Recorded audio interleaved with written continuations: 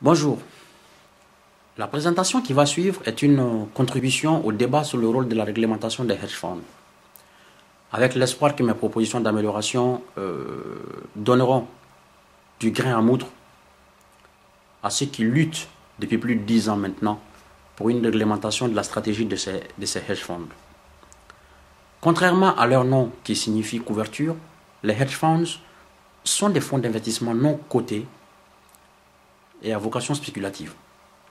Ce sont des structures spécialisées qui prennent des paris sur l'avenir en recherchant des rentabilités de plus en plus élevées. Et pour ce faire, ils utilisent abondamment des produits dérivés, en particulier les options. Vous me direz que tous les bons courtiers utilisent la même stratégie pour maximiser les profits de leurs clients. Et je vous répondrai que ce qui caractérise plus particulièrement les hedge funds, c'est non seulement les secrets qui entourent leurs activités, mais également leurs résultats qui sont déconnectés des performances des marchés d'actions et d'obligations. Dans la réalité, personne ne sait comment sont constitués les portefeuilles des hedge funds, car ils n'ont aucune obligation de transparence ni d'explication. Bien que ce ne soit pas des banques, on peut dire que nous sommes en présence typiquement de ce qu'il est convenu d'appeler du shadow banking. C'est-à-dire un système bancaire parallèle avec des activités qui sont organisées en dehors du système bancaire classique. Ils attirent ces hedge funds, ils attirent les investisseurs car ils promettent ce qu'on appelle des rendements absolus. C'est-à-dire ce qui se fait de mieux que tout ce qu'on pourrait obtenir par ailleurs. Ce qui, d'un point de vue de la théorie financière et même de la réalité, est une véritable hérésie. En 2012, il existait plus de 11 000 hedge funds, dont plus de 65% étaient basés dans les paradis fiscaux. La crise financière de 2008 nous a montré que ces paradis fiscaux constituent le trou noir de la finance actuelle, où disparaissent plus de 50% des transactions financières mondiales. Voyons par quel mécanisme les hedge funds arrivent à proposer des rendements supérieurs. En fait, ils utilisent le principe dit de l'effet de levier, c'est-à-dire la capacité à engager un volume de capitaux qui soit un multiple plus ou moins grand de la valeur de leurs capitaux propres.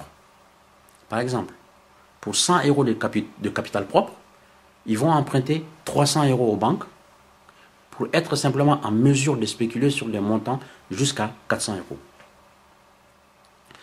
Avec ce mécanisme de l'effet de levier, il est clair que si les paris sont bons, les investissements peuvent être extraordinairement rentables. Le montant de 28 milliards de dollars a même été avancé comme gain issu de ces opérations en 2012. A contrario, il peut y avoir aussi des grosses pertes qui peuvent les mettre rapidement en faillite. Et par la même occasion, leurs clients, sans oublier bien sûr les banques qui leur prêtent de l'argent pour satisfaire en fait aux exigences de l'effet de levier. Plusieurs événements assez impressionnants de faillite des hedge funds ont menacé la stabilité du système financier ces dernières années, comme par exemple la banqueroute du fonds Amarante en 2006. Plus récemment, la crise financière qui a débuté à l'été 2007 a révélé la faiblesse et les risques de la titrisation dont l'industrie des hedge funds est partie prenante. Cette crise a d'ailleurs précipité la faillite de la banque américaine Bear Stearns en 2008, qui avait énormément prêté aux hedge funds et qui a donc subi leur chute. Un dernier exemple assez significatif est le cas de la société Enron, que tout le monde connaît maintenant, qui fit faillite en 2001 à cause de pertes colossales occasionnées par ses opérations spéculatives sur les marchés. Son histoire est assez intéressante au point qu'elle mérite en fait une petite parenthèse ici. Enron était un conglomérat qui qui opéraient presque dans tous les domaines, en tant qu'opérateur, en tant qu'investisseur, en tant que producteur, en tant que vendeur, assureur, et j'en passe. Elle était numéro 1 mondial de l'énergie. Elle travaillait dans le gaz, dans l'électricité, dans la finance, et c'était également une compagnie d'Internet.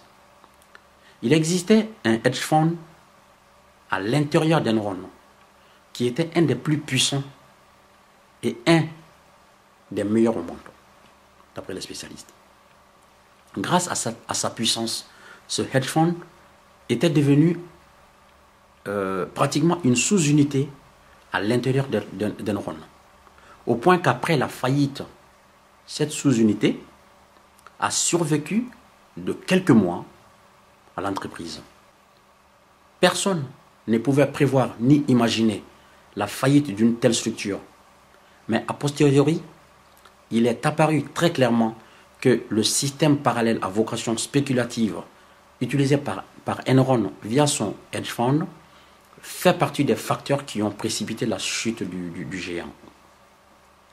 Les différents exemples que nous venons de voir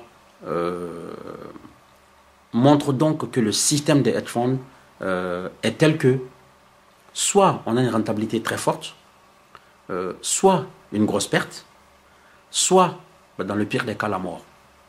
Malheureusement pour Enron et pour Bear Stearns, ça a été ce dernier cas de figure dramatique. Voyons maintenant comment pouvons-nous réguler efficacement les hedge funds. Du moment où tout le monde s'accorde à dire que ces pratiques spéculatives non contrôlées font courir un risque à la fois sur les investisseurs, sur les hedge funds eux-mêmes et sur les banques, il convient de mettre en place la série des quatre mesures suivantes pour réguler efficacement ces hedge funds. Première mesure, séparer les crédits accordés aux hedge funds par les banques des activités de dépôt classiques afin que l'argent du public, du contribuable, ne continue pas de financer ces structures. C'est la filialisation pure et simple de leurs activités. C'est une recommandation qui a été faite par un certain nombre d'associations professionnelles, d'institutions nationales et internationales, ainsi que des autorités de régulation. Deuxième mesure, imposer aux hedge funds une obligation de transparence et d'explication afin de lutter contre le développement du shadow banking. D'autant que ce système bancaire parallèle représente un risque majeur pour la stabilité financière. Troisième mesure, les banques qui prêtent aux hedge funds doivent être soumises à une transparence quant à la destination de leurs fonds. Car aucune d'elles ne dit aujourd'hui avec quel hedge fund elle travaille, encore moins les montants investis. Quatrième et dernière mesure de notre proposition, c'est évaluer les risques liés aux prêts bancaires consentis aux hedge funds et prendre en compte ces risques au même titre que leur pool de collatéral lorsque les banques sollicitent un refinancement auprès de leur banque centrale nationale. Certaines propositions ont été faites par ailleurs, notamment la solution consistant à appliquer aux hedge funds les mêmes mesures qui doivent être appliquées aux banques. Elle me semble difficile à mettre en œuvre. Pourquoi? Du fait d'abord d'une différence au niveau de la structure juridique entre les banques et les hedge funds. Ensuite, l'exposition au risque, ça c'est quelque chose qui fait partie de la raison d'être des hedge funds. En les poussant à prendre moins de risques, cela signifie simplement à terme leur disparition. Ce qui me semble à ce jour impossible, compte tenu des enjeux. Car ces acteurs détiennent à ce jour une part très importante de l'épargne mondiale et ils sont les seuls à accepter de prendre certains risques sur le marché. Les actifs qu'ils gèrent sont passés, pour vous donner quelques éléments de statistiques, sont passés de 630 milliards de dollars, de près de 630 milliards de dollars en 2002 à près de 2500 milliards de dollars dans le monde en 2012. Soit une augmentation de 15% par an. En outre, la part des hedge funds dans l'activité des banques de financement et d'investissement représente à ce jour 15 à 20% sur le marché européen et entre 30 et 35% sur le marché américain. Merci beaucoup pour votre attention.